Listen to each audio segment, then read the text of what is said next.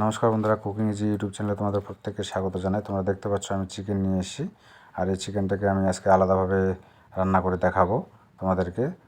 আমি চিকেনে একটা লেবু কেটে নিয়েছি, নিয়ে লেবুর রসটা দিয়ে দিচ্ছি। দেওয়ার পরে চিকেনটাকে একটু মেখে নিতে হবে।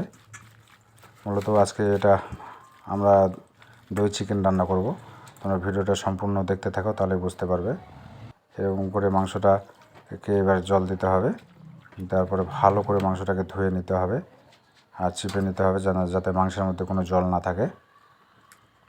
খুব সুন্দর করে পরিষ্কার করে নিতে হবে।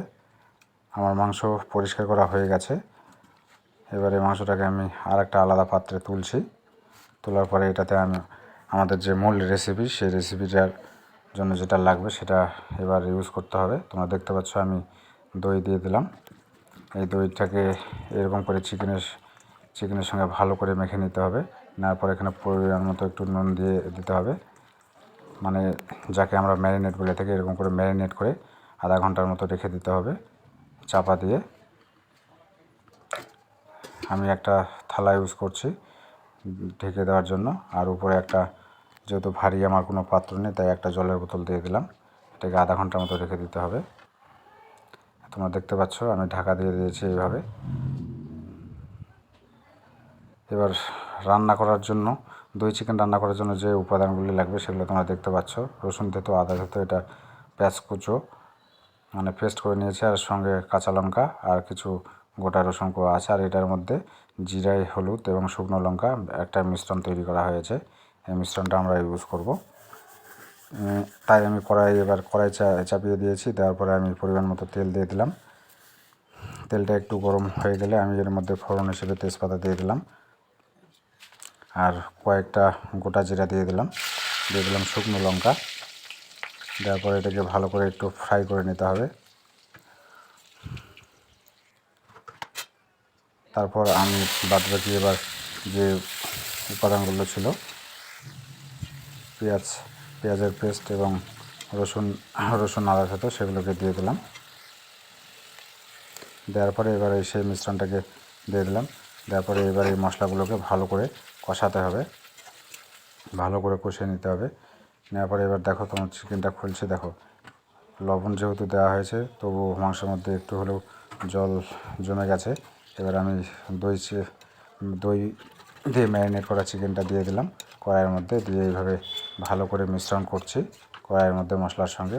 তোমরা দেখতে পাচ্ছ খুব সুন্দর একটা কালার চলে আসছে ধীরে ধীরে। এবার আমি দিয়ে দিলাম এই রসুন থেতো।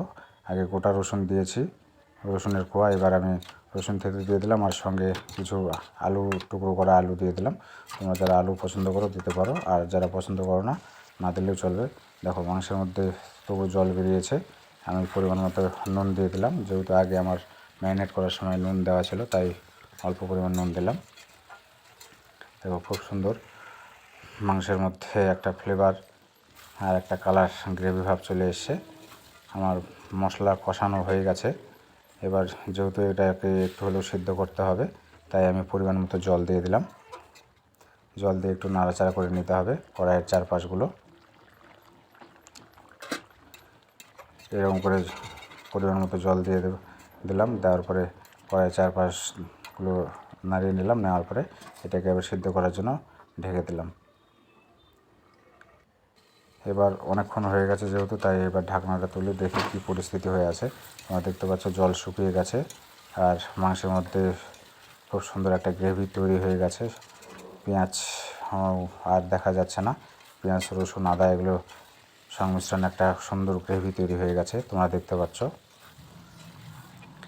আর এইভাবে মাংসটাকে আরও ভালো করে কষিয়ে নিতে হবে। দেখো মাংস থেকে এবার যে তেল, সেই তেল এবার বের হচ্ছে, যে তেলটা ইউজ করা হয়েছিল। কারণ মশলা সমস্ত ফ্রাই হয়ে গেছে, আমার মাংস প্রায় সেদ্ধ হয়ে গেছে। এবার এটাকে আরও একটু ভালো করে নাড়িয়ে নিতে হবে। নেওয়ার পরে এবার এটাকে জল দিতে হবে। এর মধ্যে পরিমাণ মতো তোমরা জল দিয়ে দিলে। জল দেওয়ার পর আবার কড়াইয়ের চারপাশগুলো একটু হলেও নাড়িয়ে নিতে হবে, যেগুলো লেগে আছে। নেওয়ার পর এটাকে আবার ঢেকে দিতে হবে। আমার মাংস প্রায় শেষের দিকে, তাহলে ঢাকনাটা তুলে না হোক, দেখা যাক মাংসর কী অবস্থা। হ্যাঁ, আবার জল শুকিয়ে গেছে, মাংসটা আমার মোটামুটি রেডি হয়ে গেছে। দই চিকেন দেখো, তার জন্য আমি নামানোর আগে একটু গরম মশলা গুঁড়ো দিয়ে দিলাম। তোমরা গোটা এলাচ যদি পারো দিতে পারো, আমি গুঁড়ো ইউজ করলাম। দেখো মাংসের মধ্যে খুব সুন্দর একটা কালার এবং গ্রেভি তৈরি হয়ে গেছে। এরপর তোমরা এটা এইভাবে পরিবেশন করতে পারবে ভাতের সঙ্গে। মাংসটা একদম খাওয়ার জন্য উপযুক্ত হয়ে গেছে। তাহলে বন্ধুরা, আজকে এখানেই শেষ করছি। সকলে ভালো থাকবে, ধন্যবাদ।